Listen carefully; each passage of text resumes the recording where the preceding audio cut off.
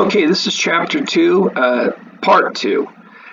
We left off last time talking about these two major alternatives to approaching how you do research: deductivism versus inductivism. Let's talk about deductivism first. Deductivism is an approach where you start out with theory and you end up with data that you use to test that theory. So you see here that it says that the deductive approach has an explicit hypothesis to be confirmed or rejected. And typically you see, it doesn't have to be done this way, but typically you see this approach used with quantitative research that relies on numbers. So an example of this would, I guess we could stick with that example I used earlier. Let's say that you have this simple little theory that you think alcohol abuse is behind a lot of violence, causes people to tend to become violent. So you start out with that theory and you say, okay, now if we're going to test that to see if the data back it up or not, what kind of data do we get? How do we go about doing that? And first of all, let's get very specific here. We need a hypothesis so we can know exactly what we're doing here. So the hypothesis is going to be that people there's different ways you could do this. You could, just lots of different approaches. You could look at how often people get drunk. You could look at how often people binge drink. You could ask people, how often do they drink too much? You could ask people, is alcohol something that would be hard for them to stop using? See, so all of these are different hypotheses or different ways of getting specific about how to test the theory. So let's say that you decided, well, I want to just ask people, how often do they drink too much? So your hypothesis might be that people who say that they sometimes drink too much, that's going to be correlated with people getting into fights, physical fights with other people. Okay, so that's your hypothesis, and then you go out and you collect data, maybe a survey where you ask a couple hundred people, do they drink too much and do they ever get into physical fights with other people? Gather that data and you see if there's a connection between drinking too much and getting into fights. If there is a connection, and especially if there was a strong connection, then you say, okay, the data support the theory, backs up the theory. So the theory is supported, and so we think that this theory has some truth to it. See, that's a deductive approach. You start out with a theory, you come up with a way to test it by gathering certain kinds of data, and then you see if the data supports or contradicts the theory. So you're moving from this big general picture, this big theory, getting specific, getting data, and seeing if the data supports the theory or not. Inductive approach, on the other hand, goes in the opposite direction. You start out with data, and then you see what explanations, what conclusions you end up with the data. So the other couple subpoints here is that you make generalizable inferences from observations, which just means you have your data first, and then you see what the data tell you, what conclusions you can draw based on the facts, based on the data. And there's a tendency, although again it's not 100%, that people who take this approach, where they get the data first and they see where it takes them, that they tend to focus, instead of on numbers, they focus on qualitative research, where they're focusing on words, on what, say for example, what people tell them about, say if they were studying violence, what people have to say about their involvement in violence, and then what they have to say. Once you collect what people have to say about violence, then you draw conclusions that flow from the data, that are based on what people are telling you, whatever data is you're collecting. And again, the focus is going to be on words instead of numbers. And this approach, we'll get into this later, we won't talk about it now, you see this term here, grounded theory. This is where you start out with the data and see where the data take you. And so you're just starting out, you go into studying something you're interested in studying, say violence, and you say, well, I don't really know exactly why people are doing this, where this violence, this horrible behavior comes from. Let's go in naively and ask questions. Just ask questions and see where the answers take us. So you go in without a theory in the beginning, but you end up in the end with a theory. So let's say you go in and you talk to 50 people about who maybe some people have been involved in violent crime and some haven't, and you try to figure out, well, what keeps popping up among people who are violent? What keeps popping up? And just for an example, you might discover that everybody who's been violent has a real thing with revenge, that they seems to be obsessed with revenge. And if anybody does anything that they perceive as being unfair, they've just got to get them back.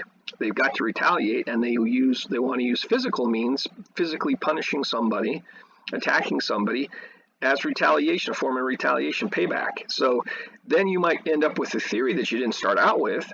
You might end up with a theory that claims that, well, how do we understand violence? What is violence all about? Why do people do it? Well, they're obsessed with revenge and payback and retaliation, and think that not only do they want to retaliate, but the way to retaliate is through violent means. That's how you really pay somebody back, is by hurting them physically. See, so you end up with a theory that you didn't start out with, based on what people are telling you, based on your observations, the data you're collecting. So it's an opposite kind of direction inductivist type approach. And these are your goal is the same, which is to come up with explanations that are valid and true, but the steps that you take and the sequence that you follow is different for the two of them.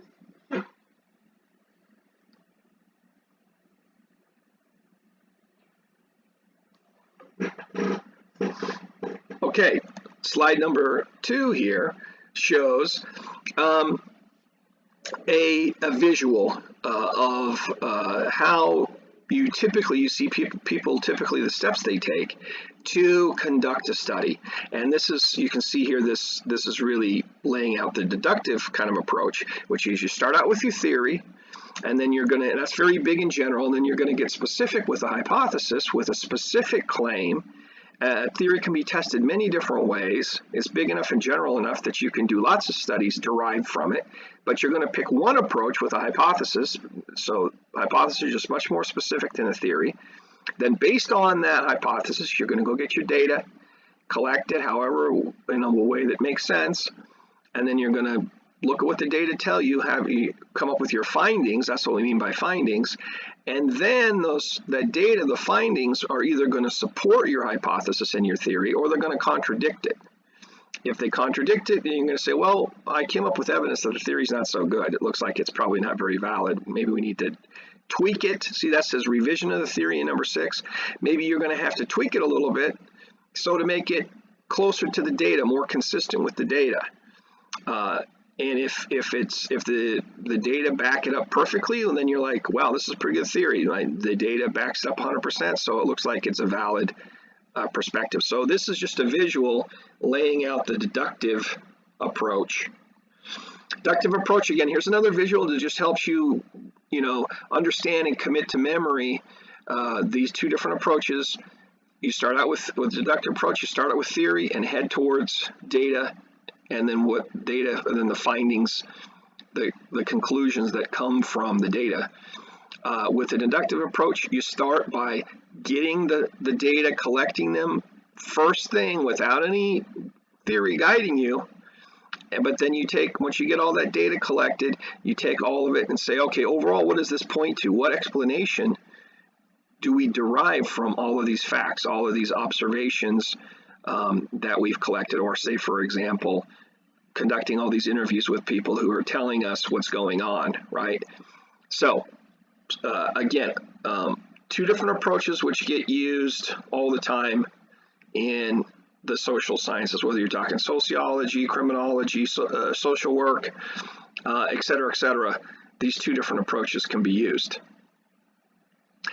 Now, you can see this is a very important theme in this course of research methods, is that there's more than one way to do things, and people disagree about what's the best way. So you get different approaches. All of them have their pros and cons, their strengths and weaknesses. And one of the things you need to make sure and concentrate on in this course, so you can do well on the quizzes and assignments and everything, is to know the strengths and weaknesses of the different approaches. You always want to be looking as you read the chapters, as you go through these lectures, etc., you want to make sure and commit to memory and understand, okay, here's the strengths and here's the weaknesses of this particular approach. And that's a very important theme in this course, because you need to understand there's no one perfect way, and any way you choose is going to have good and bad. So just keep that in mind. So again, people disagree over how to do these things. On the one side, you get people who say, can you really follow these scientific methods of focusing on data, numbers, being quantitative, following the scientific methods and studying humans just like you do the rest of nature?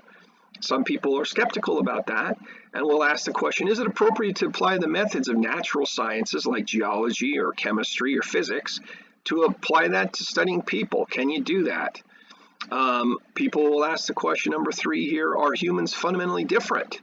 Because is it the case or is it not the case that humans have free will, that they can look at alternatives and choose between alternatives freely in a way that animals could not? Or, obviously the way that plants and the other parts of nature don't have any choice in how they are, right? So this idea that humans have free will, and you have to sort of look at them and study them and understand them differently than you do the rest of nature.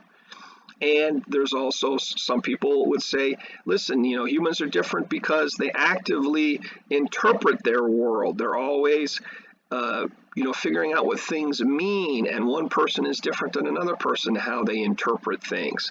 And animals and plants and nature aren't like that. That they don't interpret things and make free choices and look at things differently than other individuals will.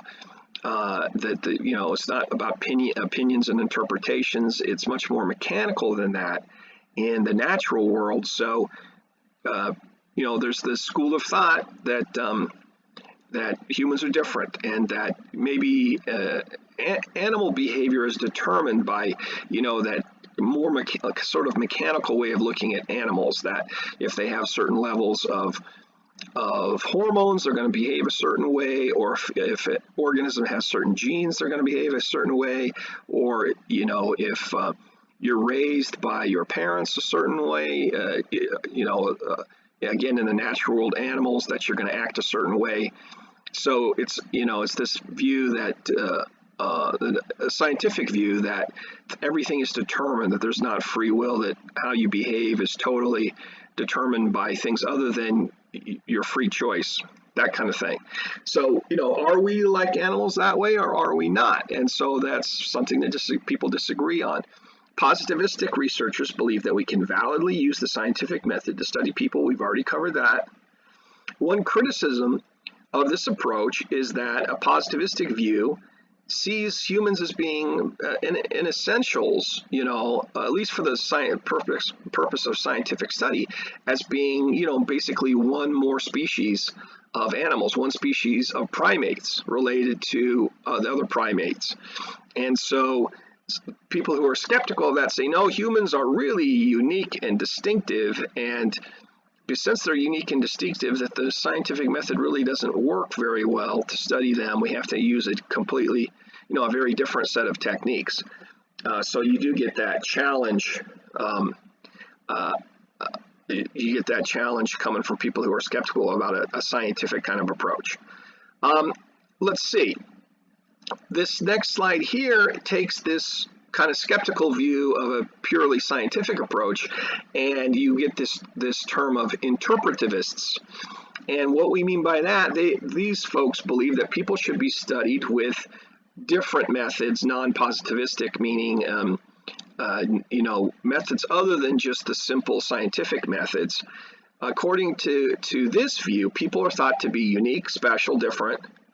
And since humans give meaning to their actions, their behavior must be interpreted by the researcher. So the idea here is, if you really understand humans, you just can't observe their behavior like you would, say, some species of animals, and look at their behavior and figure out why they're doing what they're doing.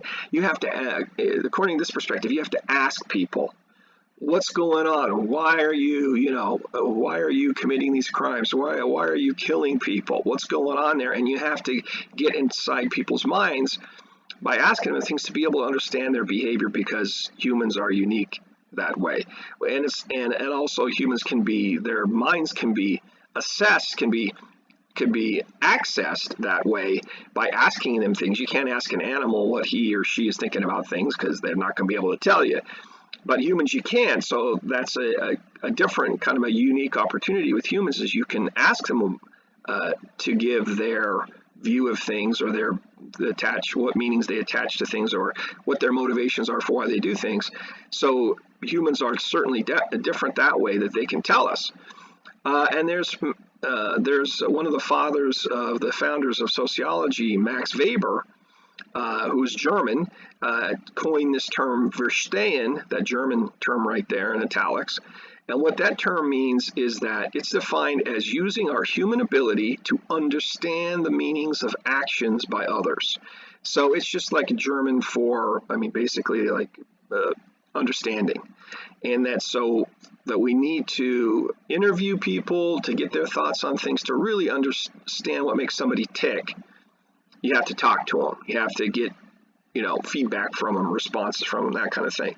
Researchers need to understand an actor's behavior from the inside, from the actor's perspective. The idea here is you're not going to understand a human being unless you get the person who you're studying, unless you get their perspective on things. Now, this side has limitations and criticisms too. This side, this interpretivist view, is criticized in that research shows this too, that often people don't really have insights into their own behavior, that people often don't really know why they do what they do, or they're not very accurate in why they do what they do. For one thing, human beings kind of like to portray themselves in positive ways. And so they'll come up with, and they sometimes quite genuinely, they're not necessarily lying, will come up with ways that, explanations that make them look better. So, you could have some killer who's motivated to kill other human beings because he likes to see people suffer. He's a sadist who enjoys seeing the pain in other people. But that's a pretty ugly, nasty way of being. And so he might even sincerely come up with a different explanation for why he hurts other people, kills people. He might say, well, it's because my parents were monsters and they abused me, and physically abused me, and it's just, I learned that that's just the only way to deal with people, is to abuse them and to be nasty with them and violent. That's what I learned, and that's what I know. So there, it might be a shift to try to make himself look more like a victim and try to blame his bad parents for his terrible behavior. So you get a lot of this kind of stuff. You get people are not particularly good at explaining themselves and why they do things, and they use a lot of techniques and maneuvering to not really give you a very accurate picture. So that would be a criticism of this Verstehen, this sort of interpretivist approach. Okay, let's stop right there, and then in part 3 we'll move on and hit some of these additional topics.